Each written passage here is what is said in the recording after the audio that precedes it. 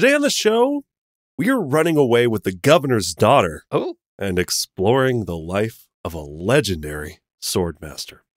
Okay. Swordmaster is a euphemism. Euphemism. Okay, good. I'm glad we were on exactly the same page there. Yeah, he's quick to whip the sword out. Hello. And impress. Especially for the governor's daughter.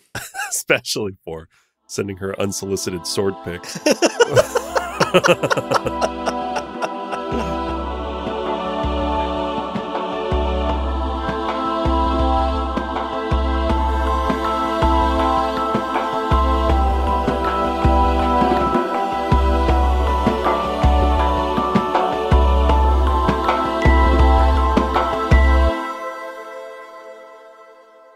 Welcome to Gamjabar, your guide to the iconic world of Dune. We'll be exploring the themes, philosophies, and characters found in the sandy depths of this vast universe, from Frank Herbert's groundbreaking novels to the adaptations on film and TV. My name's Abu. My name is Leo. And Leo. Yep. I'm excited for today. Oh, I am too. Because we finally get to talk about our guy, Duncan motherfucking Idaho. Oh, love him. Also, we were like, wait, have we done like an early life of Duncan episode? No? What? Why? Why not? Frankly, I don't know why. Were we intimidated? Were we self-conscious about our own sexual prowess? Yeah. I think it was just so knowing that doing this script would jeopardize any and all relationships we have moving forward. Oh, Abu, that's a hot script you wrote. Oh, is that script single? Anyway, yes, we're talking about Duncan, Idaho today. Yes. But before we get too far, let's take care of our housekeeping. Mm-hmm. Starting off with a spoiler warning. Hey, no spoilers today. Look at that. We're going to be looking at Duncan's early life, so no spoilers in today's episode. That's right. And as always, a huge shout out to our Kwisatz Haderach level patrons. Case Aiken, Matthew Good. Gentlemen, I think it's clear from your generosity, from just the quality, the cut of your jib, that if you were imprisoned on some faraway mining planet, House Atreides, and we here at Gamjabar would spare no expense in bringing you back to safety, to where you belong. That's right. Just by our sides. Exactly. Thank you for your ongoing generosity. And again, thank you to all of our patrons. Seriously, what you all do to support us makes what we do possible. It does indeed. Okay, that takes care of housekeeping. A quick overview of how today's episode will go. Indeed. Today is going to go pretty chronologically. We will start off by looking at Duncan's earliest years and talk about what we know about his childhood, all the way up to his graduation at the Swordmaster School. And then we'll talk about some of his adventures pre-Dune, pre-Atreides in adult life. Right. But ultimately, all of the adventures he does go on lead him back to House Atreides. So that's where we'll end up in today's episode, at the very beginning of Dune. It's true. Okay, so let's take a quick break. Let's take a breather. Let's compose ourselves in preparation to learn more about Duncan motherfucking Idaho. But don't go anywhere, folks, because we'll be right back. Welcome back, everybody. Oh, I hope you're ready for a tall glass of water, because we are talking about Duncan, motherfucking Idaho. Yes. So to begin, let's talk about Duncan's earliest years. Let's talk about the beginning of the man, the myth, the legend, Duncan, Idaho. And this goes to the year 10,158 AG on planet Caladan. That's right. And his parents are called by the Dune Encyclopedia, quote, undistinguished. Oh. End quote. And also, quote, lower class. Ouch. End quote. Damn. And they're not given names. Oh, no. Maybe those are their names. It's a undistinguished Idaho and a lower class Idaho. Yeah. Mrs. Lower Class Idaho. Mrs. Lower Class. She goes by Low for short. Yeah. Undie and Low are the two. Yeah, that's a tough look. And I'm a little disappointed that the encyclopedia doesn't expand more on his parents. Maybe they were, like just normal sort of nobodies in the larger world of the Atreides and imperial politics and Caladan even. Maybe they were just like your average middle class people. Yeah. Or even lower class people, as the encyclopedia makes clear. But it still kind of bumps me out that we don't at least even learn their names. Yeah. Part of me thinks like maybe the author of that section of the encyclopedia was just so intimidated by the crazy name Duncan, Idaho. Right. That they're like, I have to come up with the people who chose the name Duncan. Right. They're undistinguished. Don't ask me any more questions about them. Yeah. That's true. Or he pitched some names that were rejected by McNelly. You know? He was like, what if his mom's name is Kelly, Illinois? And his dad's name is like Robert, Nevada. And McNelly's like, no. Brisket, Ohio. Alligator, Florida? Alligator is... he goes by Al for short. Al, yeah. Yeah. Please write in your suggestions for Duncan's parents. Yes. Oh, we'd love to hear your ideas. Or it's like Baskin, Nevada, and McDonald's, Denver.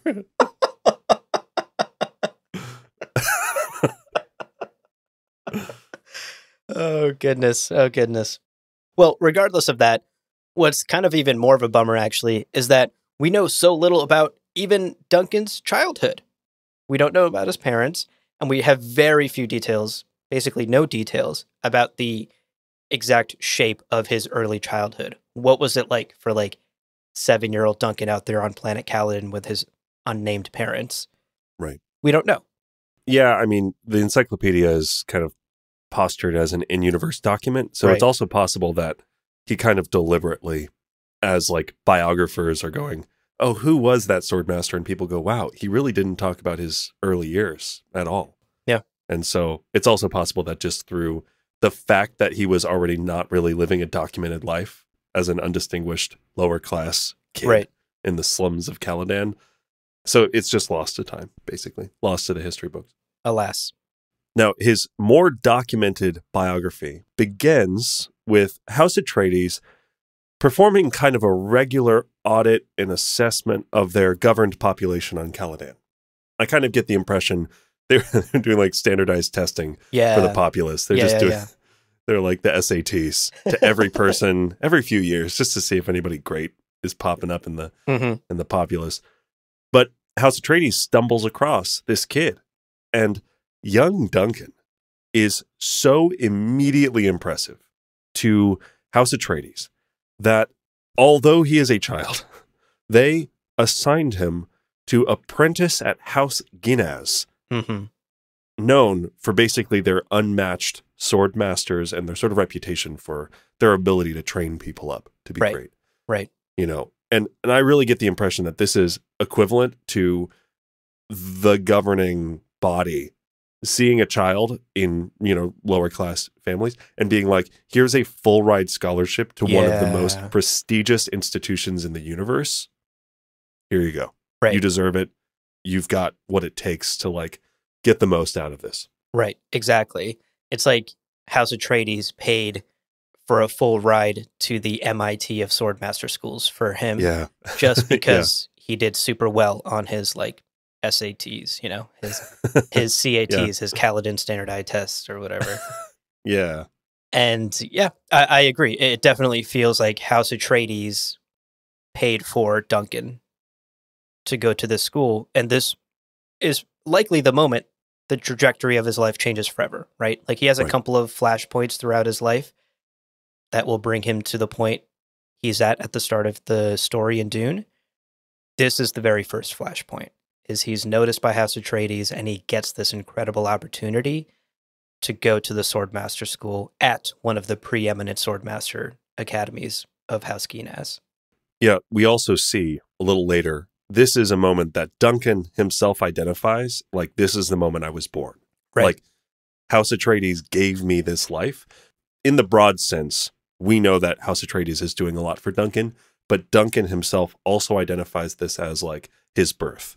Yes, and absolutely. This is part of what will make Duncan the sort of fanatically loyal person to House Atreides that he becomes, is this moment as like the first pillar. Basically. Definitely. And look, hey, we're giving House Atreides a lot of credit, but that doesn't take away from Duncan Idaho himself, right? He is a standout student, and even among his peers at the prestigious Swordmaster Academy of House Ginaz, Duncan stands out. He's head and shoulders above his peers, and he is fast-tracked along this Swordmaster training. And what's interesting is you might think, okay, Swordmaster training, I guess it's like sort of a fencing class. He learns how to use knives and shit. You know, he learns to be a fighter, basically. Big swords, small swords, swords. Swords. It's a master of swords. Master of swords. Yeah. That's not entirely accurate, though, because the encyclopedia explains to us that Swordmaster training is actually quite diverse. He's learning a lot of different skills that he will go on to utilize for House Atreides. We're actually told that by the time Duncan graduates, he was prepared, quote, not only to plan military campaigns, but also to repair force shields, create linguistically complex battle languages, design military support facilities, and improvise weapons, end quote. Oh my God. That's really, that's like a whole package. Yeah. He went to the John Wick course of the Swordmaster Academy. Yeah. Revenge for the pet that was untimely taken from you. Yeah. It's an important class. It's incredible. So I think that's important is like we always hear Duncan Idaho, Swordmaster of Ginaz, best fighter in the galaxy. And oftentimes we forget that he's also kind of like a military genius. Like he's been trained in so many different skills, and he's a well-rounded, not just fighter, but tactician as well. Right. Yeah. There's obviously, again, without getting into plot stuff, there are moments when Paul is thinking back onto advice that Duncan gives in the heat of battle. And oftentimes his advice is not like stab them with the sword. It's all it's psychological, and it's understanding the way that people think and operate in the heat of battle. It's cool. Absolutely. So ultimately, Duncan is a standout student at the Swordmaster School. He learns all of these skills. He's fast-tracked along them. And at around 17 years old, he graduates. He is officially a Swordmaster of the House of Ginaz at just 17 years old. Crazy. It's wild stuff. Yeah. Well, let's actually take a quick detour talking about Duncan and his time at Ginaz, because we're about to get into this war of assassins between Ginaz and another body. And I think it would be good to, for a moment, understand a little bit more about House Ginaz so that the kind of later events make more sense. Yeah, definitely. So to quickly go over the history of House Ginaz, the Dune Encyclopedia tells us that the Ginaz family traces its lineage all the way back to a company of entertainers founded by someone named Alberto Ginaz and his wife, Maria Elisa Drago. And this troupe of entertainers, quote, performed light operas, comedies, skits, burlesque, and other amusement to appreciative audiences on a wide variety of planets, satellites, imperial forts, and even large ships, earning their passage from system to system by entertaining important politicians or wealthy tradesmen and landowners. End quote. Hell yeah. Cool. Oh my God. Super cool. That's incredible. Yeah. And it only gets cooler because the encyclopedia goes on to tell us that the original group was literally just two people, a two-man show by Alberto and his wife Maria. And it became so wildly successful, and they continued to grow over the next couple of years, that they eventually hired on a full team of 30 professional musicians, singers, and actors. And even the emperor at the time, Emperor Frederick V, took note and requested a private show, and was so blown away by this private show, Leo. This is where it gets incredible for me. He orders Alberto and Maria to take their 30-person show, their team, their staff, and create a base of operations on a nearby planet, a planet super close to Seleucus Secundus, so that they can come back every year and perform for him again. Oh my God. So he basically gave them a residency. Yes. Yes. in the imperial court as best show. Yes. Yeah, so no more hopping from like ship to planet, making the money they can, getting the transportation they can. Yeah. Now they have a steady paycheck, and they are in the good graces of literally the emperor of the known universe. And the encyclopedia sort of sums this up for us nicely. It says thus, quote, "The Giras Terra Company became the only officially recognized entertainment group sanctioned by the emperor himself." End quote.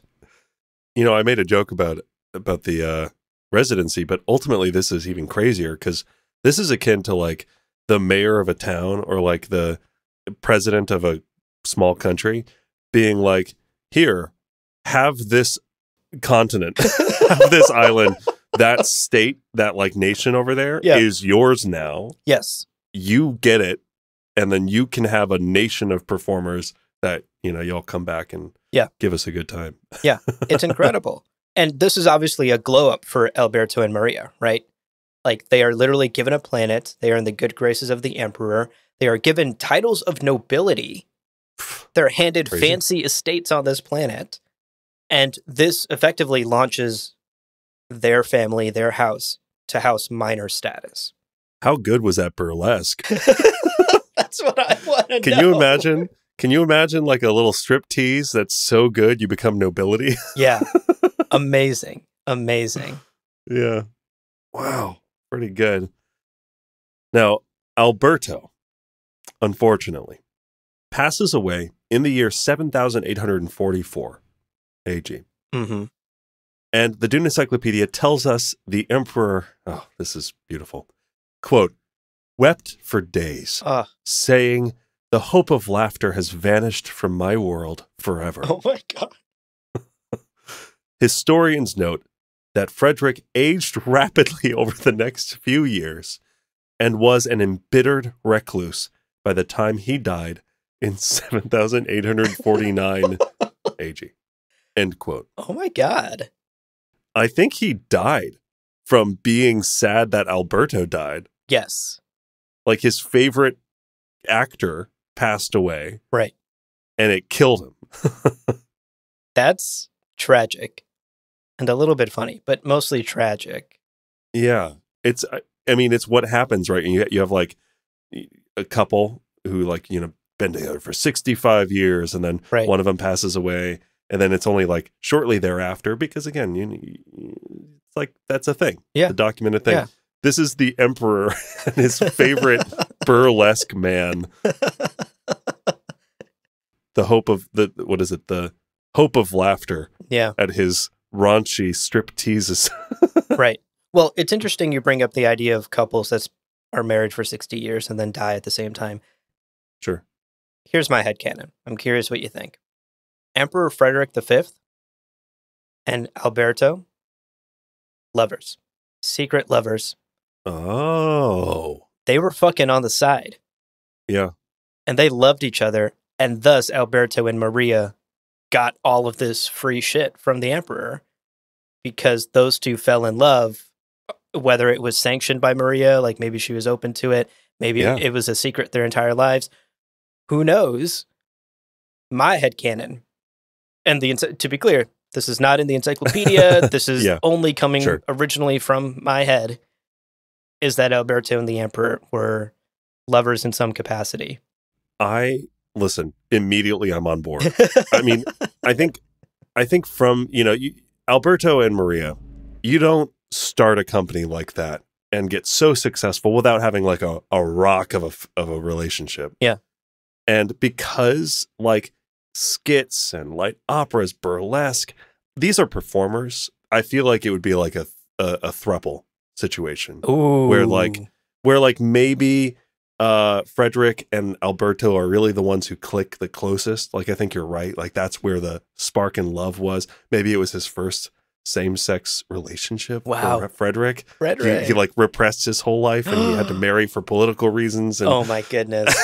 and this was like his permission to like know himself and be happy with himself. Oh my God.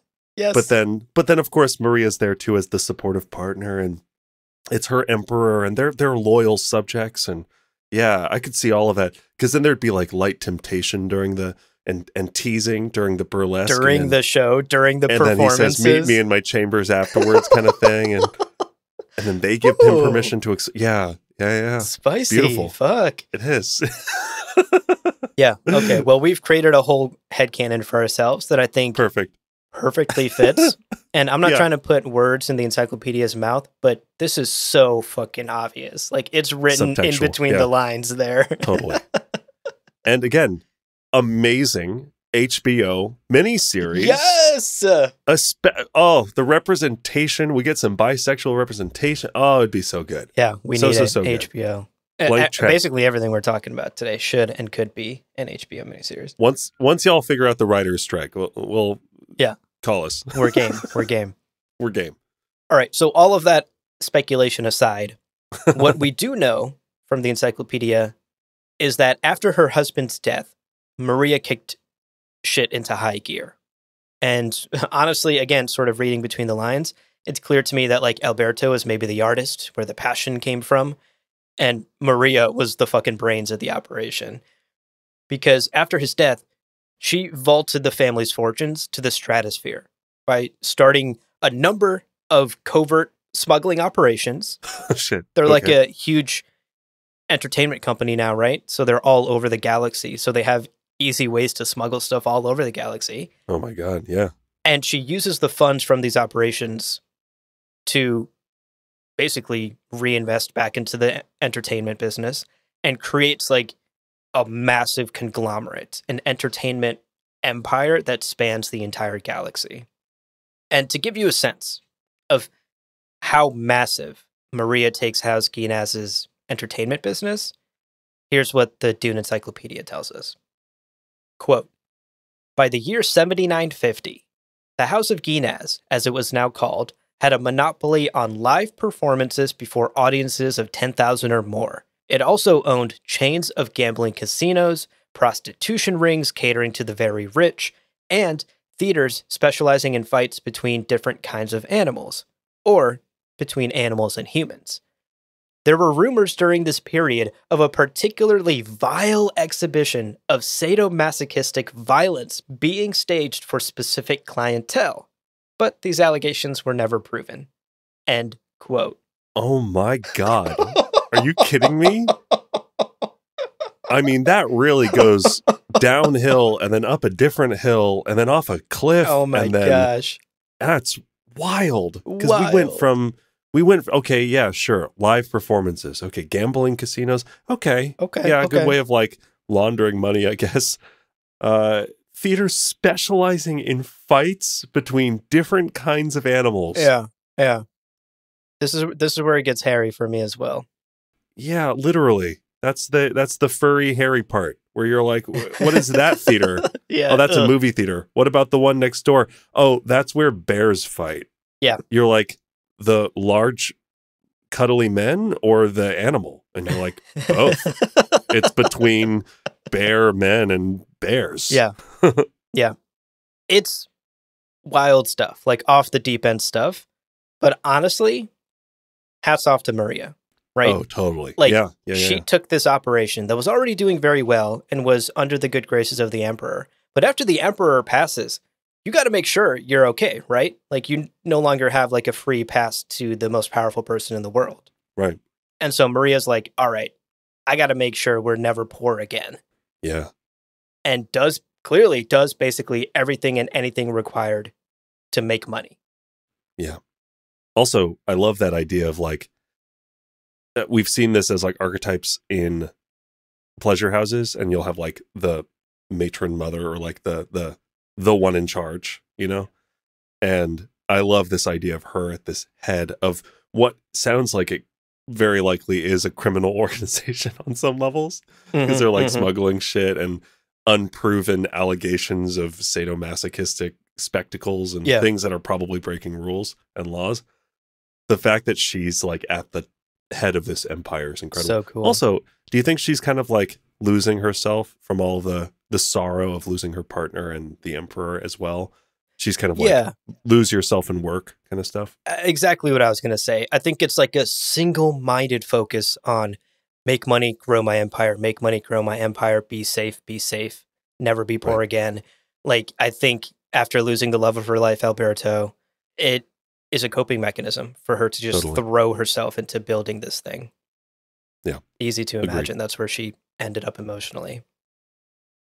So, regardless of all of that, eventually, we're told that in 8400 AG, House Atreides themselves, ever heard of them, nominate House Ginaz, who's quite powerful at this point, to be included in the Landsraad as a House Major. So no more House Minor status.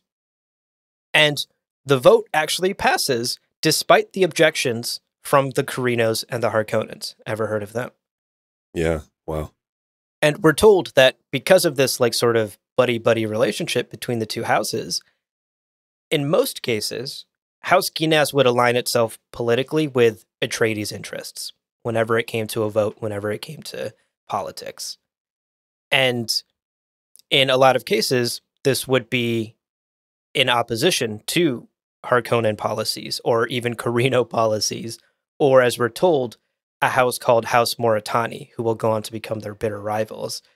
Right. There was a lot of opposition to them, but they were in the Atreides camp. They were allied with the Atreides at this point. Now, the rivalry with House Moritani would actually continue to grow over the years to a point where eventually it led to a war. It led to a war of assassins between House Ginaz and House Moritani. And this is where we bring it full circle. Yeah. Our guy Duncan, freshly graduated from the Swordmaster schools of House Ginaz, gets wrapped up in this very war. Oh, yeah. But before we tell you about the War of Assassins, dear listeners, we're going to take a quick break. So don't go anywhere. When we're back, knives, swords, hunter, seekers, probably, all sorts will be thrown all about. We'll be right back.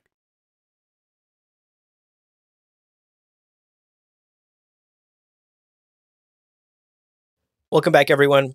Let's get back to the life of our boy Duncan, Idaho. Just to refresh you all, he has just graduated at the age of 17 from the Swordmaster School of Ginaz. He is a certified swordmaster, top of his class, very likely. And then a war of assassins breaks out between House Ginaz and House Moritani in the year 10,175 AG, shortly after his graduation. Right. And Duncan gets wrapped up in this war. Now, just to be clear, a war of assassins is different than what you typically think of a war. This isn't like battlefields and massive space battles taking place between these two houses. Right, right. The encyclopedia tells us that the War of Assassins is one of the permitted kinds of warfare in the Imperium.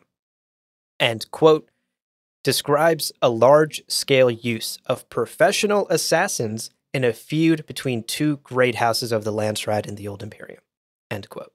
Yes, yeah. So I would imagine this is more like small strike teams or use of like poisons and assassins and subterfuge rather than all-out military might. You're not going to see 10,000 soldiers on a battlefield.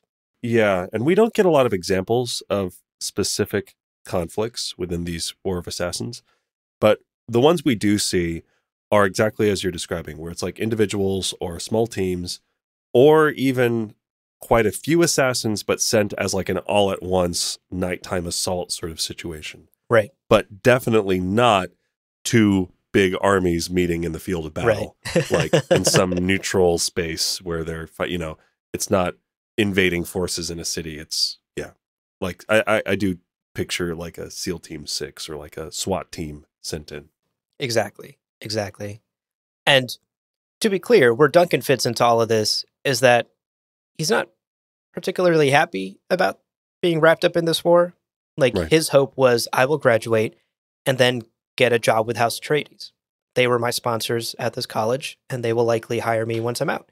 And so he was very much looking forward to that, to returning to work for House Atreides, a house that he's already deeply loyal to, but is ultimately sent to fight in the small-scale battles of this war, and is pretty bummed out by that. And we're told in the encyclopedia that apparently he sort of threw himself into the fight as a means to get over his feelings about not working for House Atreides. It was a way to ease his sorrow, I guess, was to throw himself into the work. Right. Yeah. Now, Duncan, this might not surprise you if you know who Duncan is, was so effective in this War of Assassins. He was, again, never underperforming, this guy, that, quote, decades after his death, troubadours related his exploits. Incredible.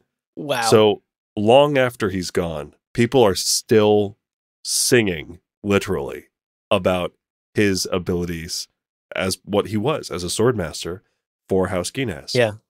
And the story that they talk about and the story that they sing about is incredible. Apparently, everybody else in Duncan's patrol, his little squad, had been killed. So it was him alone. Now he stood blocking the door so that the Ginaz family could escape. And up against literally the finest Grumman swordsmen. And of course, House Moritani is based on Grumman. So these are sword masters and swordsmen from House Moritani. Yes. Some of the finest fighters in the universe. Uh-huh. He managed to kill 18 of them by himself. Not before dying. No. Uh-huh. Before they managed to get him with a hunter seeker filled with a sedative. So like a tranquilizer. Yeah. They got him with the horse tranquilizer. Damn. Basically. Because they were like watching him cutting through their men. And they're like, we can't fucking waste this. Are you kidding me? This guy's incredible. Right. Oh my God. Top score. He killed another one of our friends. Whoa. Why am I clapping? This guy's amazing. Oh my God. Double up the dose, actually. Double the dose. We need to cut through his testosterone. We already hit him with 3 tranquilizers. He's fighting harder now. It's crazy. And he's really hot. Is that just me? Is that weird? Is that me? Is that weird? I'm in the middle of battle. But, woo! Man, he can get it. I'm watching him get it. It's crazy. But yes, a hunter seeker loaded up with tranquilizer basically knocked him out so he could be captured. Right. Now, having successfully captured this like monumental man, Grumman slavers were hoping that Duncan could be like a trainer. Ooh. He could be like forced or coerced to train and develop Grumman swordsmen so that whatever secret sauce he was cooking with could be maybe imparted upon some of their fighters. Unfortunately for them, Duncan is famous for quite a few things. Doing what he fucking wants to do and not listening to people if he doesn't want to. Right. Part of Duncan's charm. High on the list. It's high on the list. And so he spent his time within captivity constantly trying to escape. Just Amazing. Constantly causing problems, disrupting any and all order he could. Wow. Just being a rabble rouser. Rabble rouser? Rabble rouser. Rabble. Rabble rouser. You haven't used that synonym for ne'er-do-well. Yeah. Just being mischievous. Right. And with, quote, his tactical leadership of 3 slave revolts. Oh my God. Quote, he was just giving them the hardest fucking time. It's so much fun to imagine this period of his life. Right. When, they're like, we'll break him. 2 months later, they're like sweating. They're like, fuck, he's ruined so many fucking things. And apparently he was so awful to keep, they got rid of him. They were like, we can't, it's too expensive. It's too expensive to keep this guy. He broke everything. Yeah. It probably cost so much to keep Duncan, Idaho in captivity. Yeah. That it wasn't worth it. Probably fucked up the annual budget to try and keep this guy under control. Not to mention the slaves he is helping rise up to revolt against their captors. Yeah. Ultimately, you're right, though. House Grumman is like, this is too much for us. We cannot keep this man under control. So they sell him to House Harkonnen. Oh, no. The sale of Duncan, Idaho officially goes through in 10,180 AG. And just to orient ourselves on the timeline here, a quick check-in, the War of Assassins has 1 year left. So the War of Assassins will end in 10,181 between House Ginaz and House Moritani. Spoiler alert, House Ginaz is like nearly decimated at this point. Yeah. And Moritani wins pretty spectacularly. And Duncan, by this time, is 22 years old in 10,180 AG. So still young, still probably at the peak of his fucking strength, and he is sold to House Harkonnen. Yeah. Now, you're going to notice a pattern here, listener, but House Harkonnen bought him because they thought that they were buying one of the best swordmasters in the galaxy, and that perhaps he could be utilized, that perhaps Duncan would serve them or help them with training their swordmasters. They were wrong, much like House Grumman was wrong. Yeah. And they faced many of the same budgetary and slave revolt issues that House Grumman faced as well. And ultimately, they were like, fuck, this guy is so expensive to keep under control. They chose to cut their losses and basically sent him to the mines on Hagal, on planet Hagal, which, to be clear, is an absolutely brutal assignment because the encyclopedia tells us that over 60% of the slaves that were sent to these mines died every single year. Yeah. So this is effectively a death sentence for Duncan to be sent to these mines. Right. However, this is Duncan motherfucking Idaho we're talking about. Need we remind you? Need we remind you? Yeah. So despite those odds, 60% mortality rate, Duncan survives in these mines for the next 3 years. Yeah. I also love the implicit, for a fact that the Grumman slavers did not accurately represent what it was like to own Duncan, Idaho. Oh, for House sure. Harkonnen. Like, I just imagine them, he's a phenomenal fighter. Like, he killed 18 of our, it's crazy. And Harkonnens are like, wow, yeah, that's great. What's it been like having him in captivity? Has he been training people? And they're like, it's unremarkable. Training in a way. Kind of, yeah. He contributes in his own. Contributes. Good word. Yeah. He is very good at kind of, getting things happening. It's really his specialty, and I think you're gonna love him. I mean, actually, you know what? We're buddies. Let me give you the buddy discount. Let's drop the price another 1,000 credits. How about that? Well, listen. It hurts us to do this, but because we're such good friends, we'll let you have him for just a little bit discount. Right? And the Harkonnens are like, "Fuck, sounds like a deal." Facebook Marketplace strikes again. Yeah. Oh, what a good representation of Facebook Marketplace. You're like, wait, I'm looking at the third photo. Is that a slave revolt in the background? No. No. Don't worry about it. Should it fucking take that picture off the listing? Yes. Amazing. Okay. Great point. The sales pitch from the Grumman slavers must have been absolutely iconic. Yeah. Well, yes. So 3 years on Hagal. Yeah. And that's not where Duncan's story ends. Naturally, he has to get back to House Atreides. So let's talk about his time on Hagal. Yes. And amidst the literally lethal working conditions, right? You look at 10 workers, choose 6 of them randomly, they're dead by the end of the year, right? That's what we're talking about. He slowly but surely plotted his escape. Now, the Dune Encyclopedia notes that his time with the Grumman slavers was not subtle. He was like overturning tables, leading revolts, breaking shit left and right.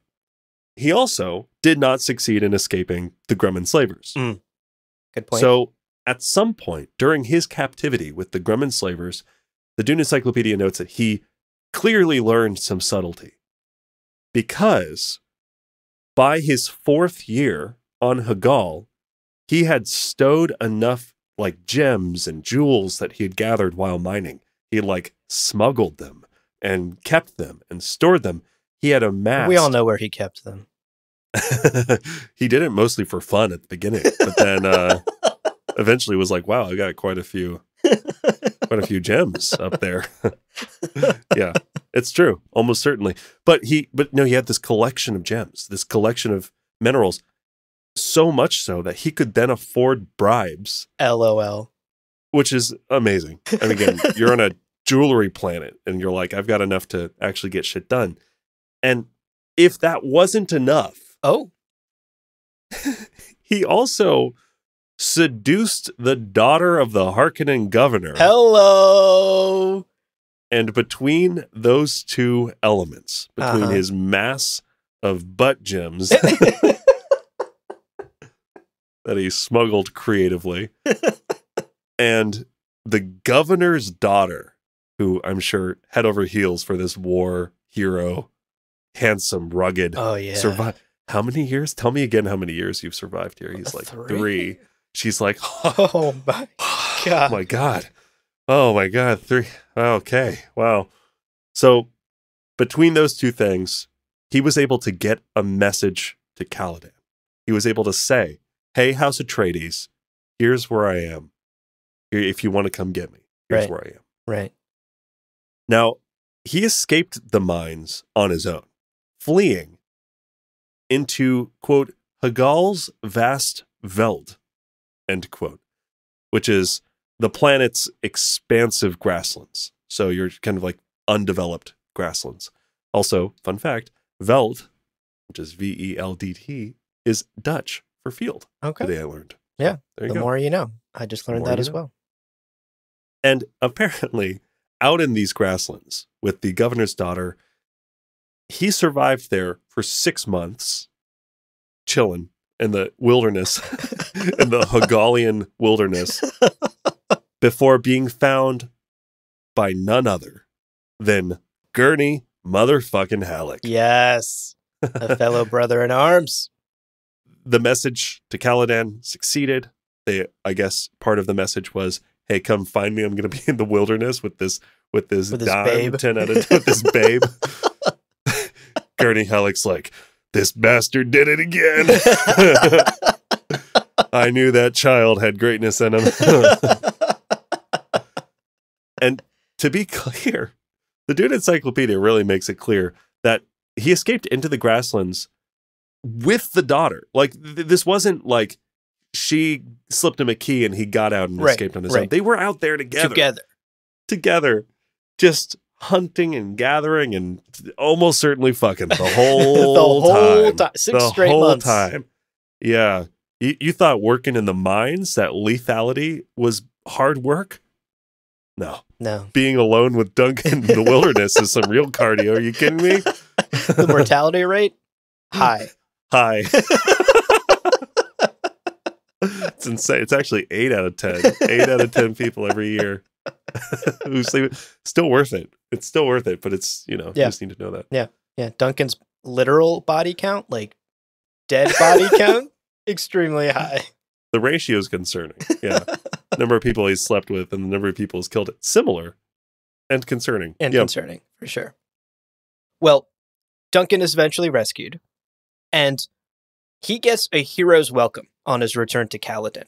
And it's made clear in the encyclopedia that Duncan's rescue was not only useful in retrieving an asset, a key asset for House Atreides, but it also served as a message to the Empire of Atreidian values. Of course, we know Duncan is an asset that the Atreides would want by this point, right? He was legendary in the War of Assassins for Ginaz. Ginaz was an ally of House Atreides. And so House Atreides spared no expense in retrieving him from Hagal once they got the SOS message. And all of the resources that they spent on rescuing just one man demonstrated, quote, his value to the Atreides and the reality of the Atreides boast that they took care of their own, end quote. Yeah. This was a child that we sponsored. This was a man who fought legendarily in the War of Assassins for Ginaz. We value him. He is loyal to us, and we reward loyalty. And thus they spent probably an insane amount of money to rescue him. Yeah. Now, as far as Duncan is concerned, this all but cemented his loyalty to the Atreides, right? Beyond the shadow of a doubt, he is now loyal to House Atreides. Right, yeah. And so I think this is really important to understand about Duncan. He's not just loyal because the Duke was like nice to him one time or something. Yeah. He is loyal because his whole life he owes to the Atreides. Every aspect of it. Yeah.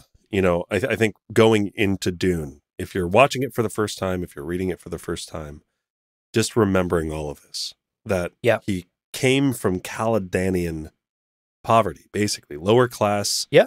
Didn't really have a life ahead of him. He was going to be undistinguished like his parents probably, until House Atreides said, we recognize quality in you, gave him a full ride scholarship.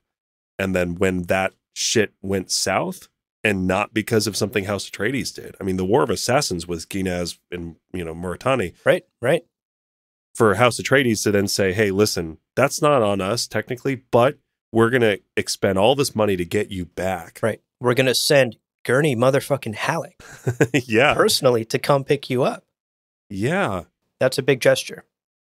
Now, ultimately, his return to House Atreides, his sort of perceived resurrection within the confines of House Atreides, marks the beginning of what the Dune Encyclopedia notes as his greatest long-range or long-term contribution to the Great House, to House Atreides, which is specifically the training of young Paul Atreides. Well.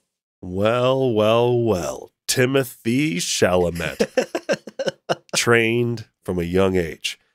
And that basically brings us to the first book, right? Because the first book begins, Paul Atreides is 15, 16, I think. 15.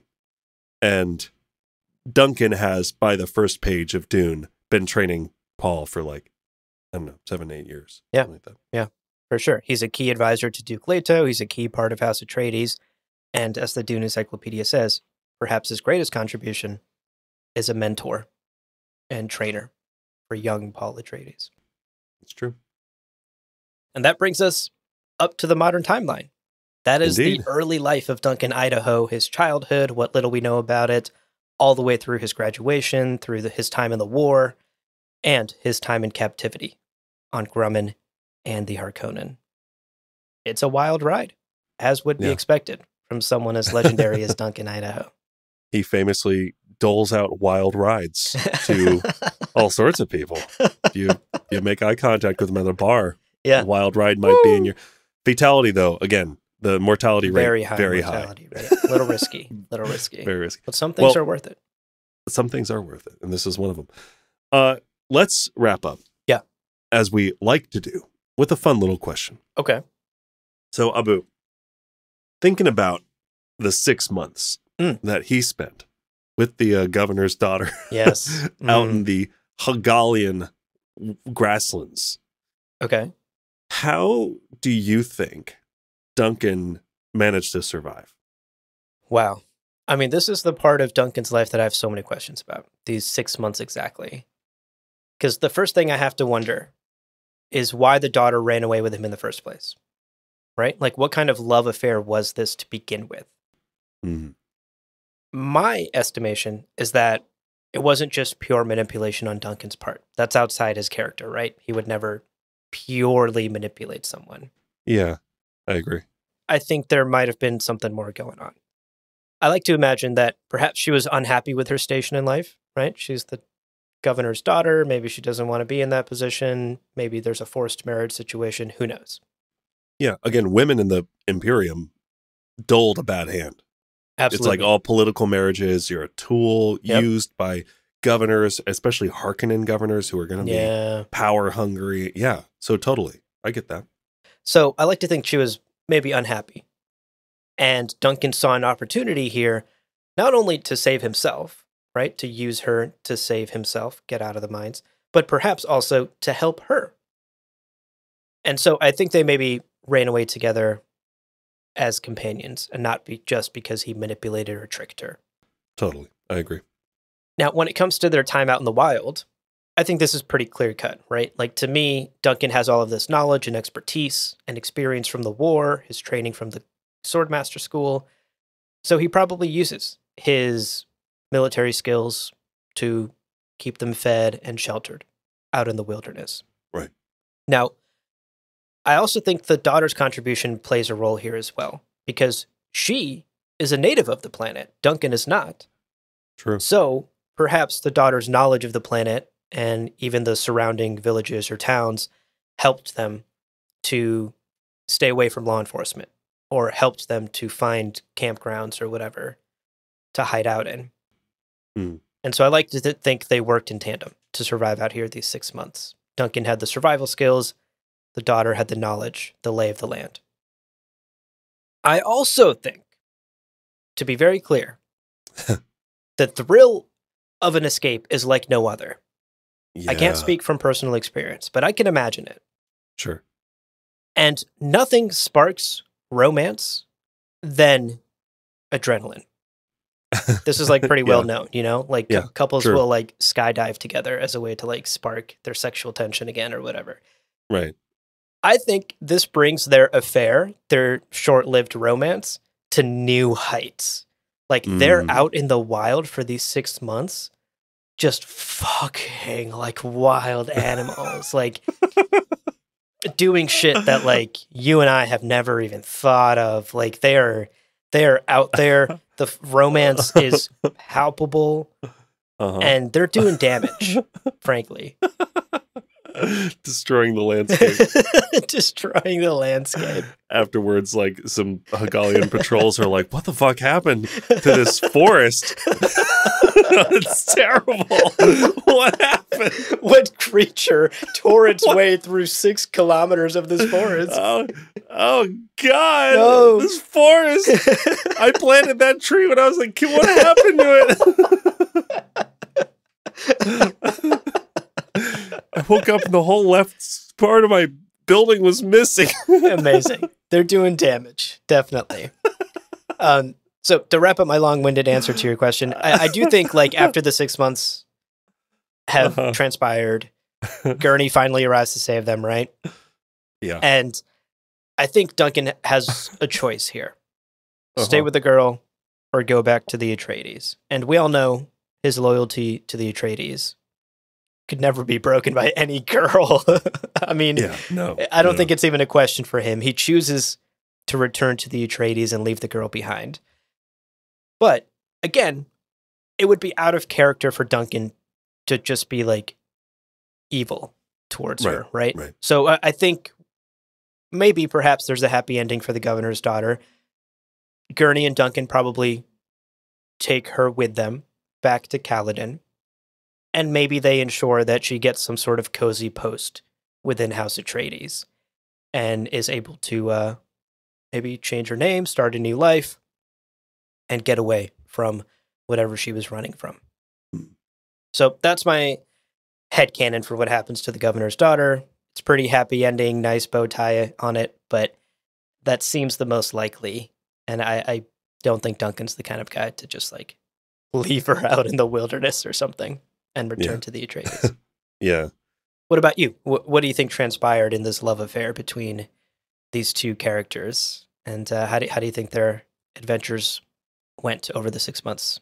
Yeah, I mean, listen, I agree. I think at the end of the day, you have the governor's daughter running away with the slave. Yeah. With a slave minor. Yeah. I mean, that screams making her own choice. That screams disobeying the intentions of her Harkonnen governor father. Yeah. So I agree. I think Duncan's not really a manipulator from everything we know about him. So I think they probably did have a real connection. But I think also at the end of the day, just because they have a good connection and because he's her key out of there doesn't mean that they're locked in some like soul bound, they have to be each other's soulmates. Right. I think it's a moment of convenience for both of them. I agree. Yeah. Now out in the fields, if anything, I mean, listen, between his militaristic and strategic genius and his raw sexual prowess, I think they were neither bored nor hungry for the 6 months. Yeah. And in fact, I kind of think of it as like, maybe this was a nice vacation for both of them. Like a little getaway from city living, Yeah. you know? Yeah. Yeah. You're like, we have no appointments. Had sex 6 times a day. Eat a bit. Another 6 times later in the day. Should have said 12 times a day, you know? It's a little couples retreat, you know, out into the wilderness.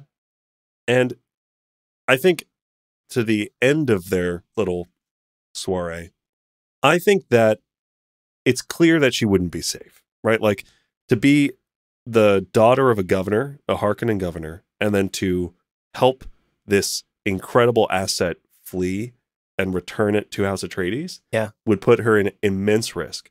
So I almost think she wouldn't be back with House Atreides at all. Oh, interesting. I think they would find her shelter, maybe under a fake name or something like that.